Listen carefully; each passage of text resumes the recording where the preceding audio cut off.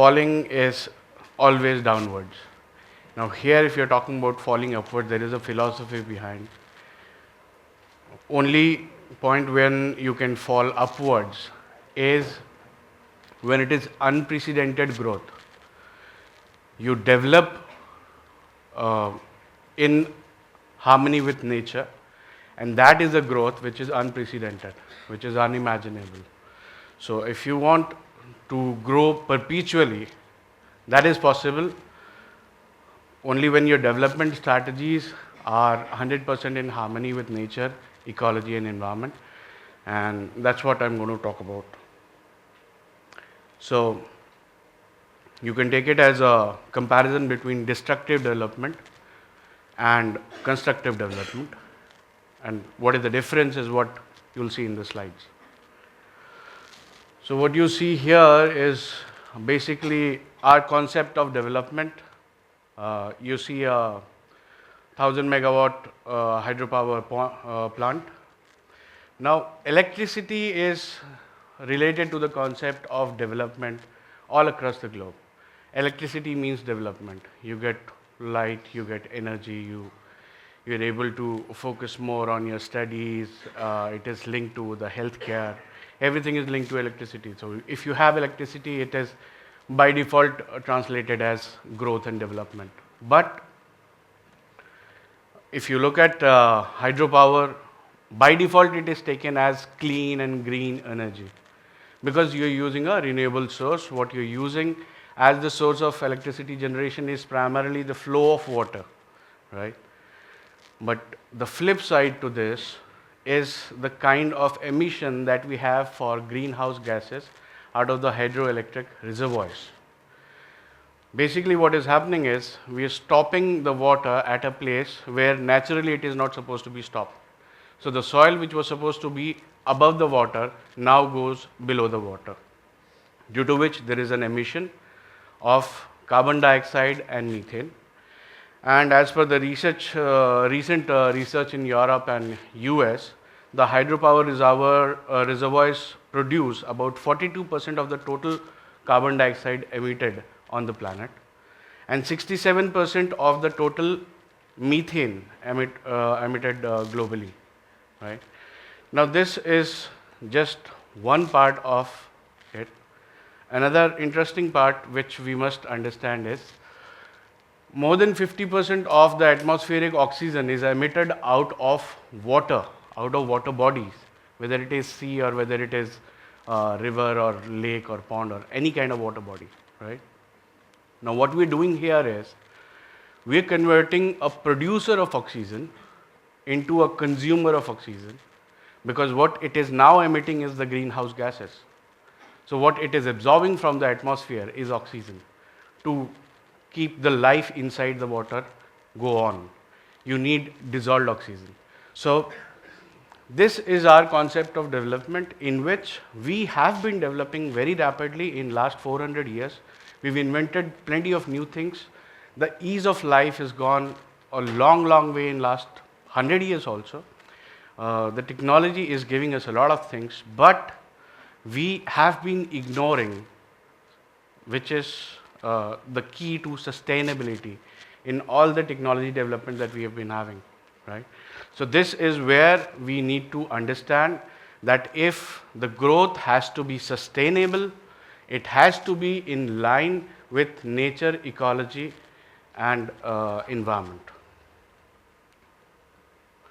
So what we have got as a result of the destructive growth is we are facing some global challenges like climate change, global warming, air pollution.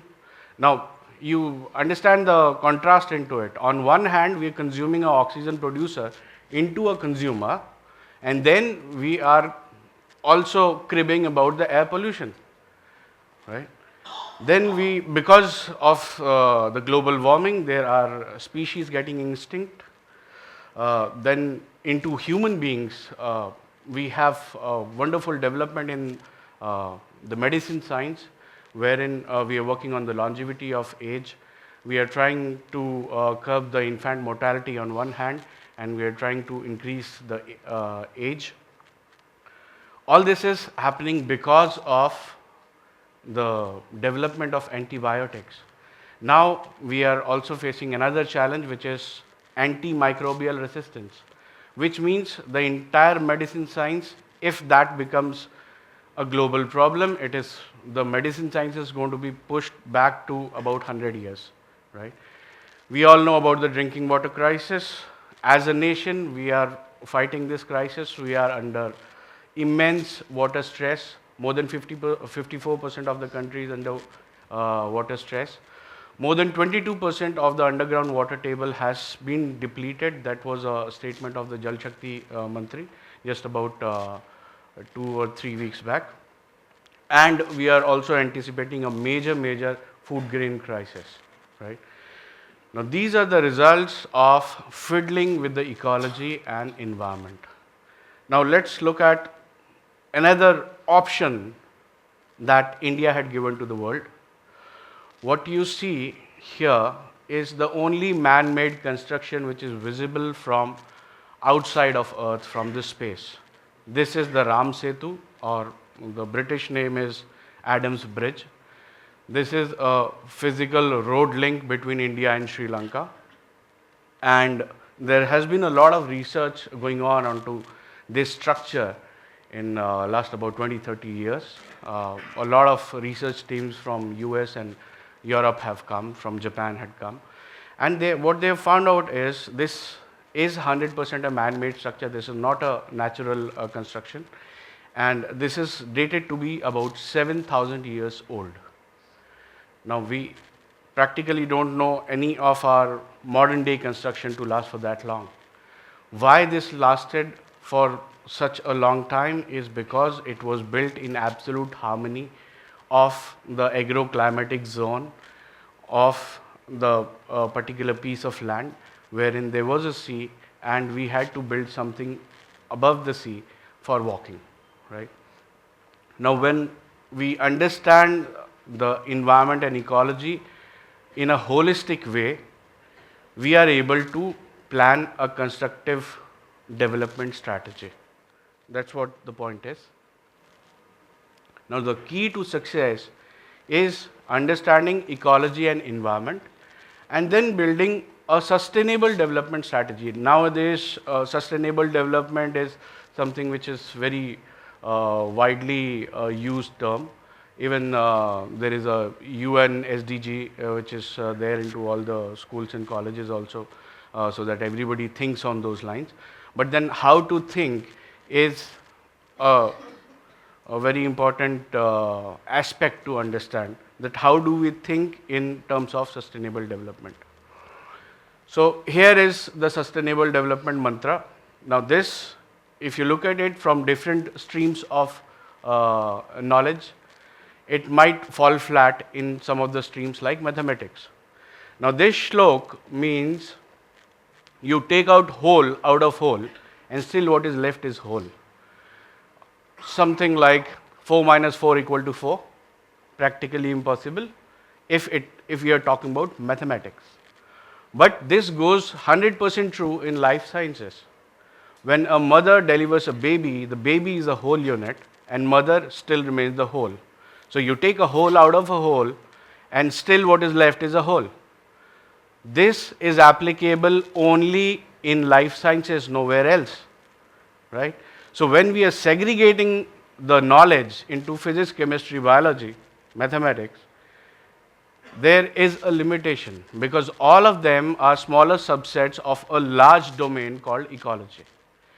Now, when we try to understand it from the perspective of Western science, what happens is Western science says that we need to tame the nature. Nature is a process.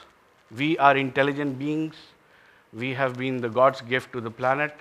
So we have to understand the natural processes and use it for our advantage. Nature is just a resource, right?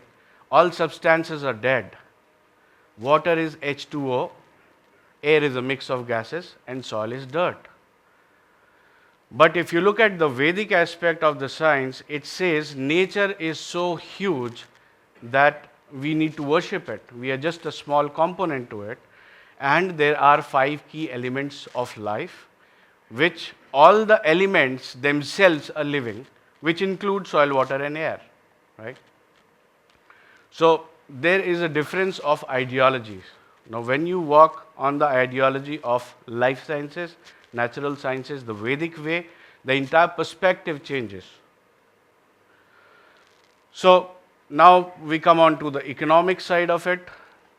Economics and ecology are not anti each other, the way world understands it. That if you have to take out economics, you have to destroy ecology. That's the way we have been doing so far. And that is why we see global recessions. If we would have planned a sustainable development strategy in absolute harmony with ecology and environment, there would have been no recessions. Now, I think Ms. Gidwani was also talking about plenty of people here planning a startup as an entrepreneurs and all that. So there, what exactly you need? When you're planning a business, you need a business which is recession-free. And how can a business be recession-free? The only possibility is when you plan an enterprise which is doing a business which is in absolute harmony with nature, environment and ecology, right?